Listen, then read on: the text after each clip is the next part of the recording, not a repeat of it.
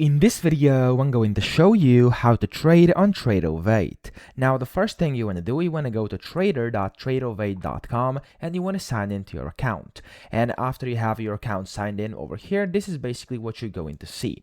Now, to actually start trading, it may look a bit tricky, but it's actually very simple. Now, the usual loadout will look like this. You're going to have a bunch of different charts over here, and then here at the bottom, you'll be able to see at the bottom right, you have your order ticket, your orders, and then your positions. So what I usually do to actually start trading, and what I do think is the most convenient, you can just click on orders over here to actually see your orders going on, and then you can either go ahead and start trading over here directly on the chart. So whenever you have a chart selected, so you can just click on any of these charts to actually change the instrument. So you can just click on that and it's going to basically pop up the thing where you can search for different things. So let's say I want to go in this GCV5, it's going to load up, and there we go. I can now go ahead and either buy or sell, market or bid, okay? Or of course ask. So here you can go ahead and do whatever. You can buy, you can sell directly. You can just click on buy or sell, and then basically that's how you can do it. And you're going to be able to see the orders down here at the bottom right.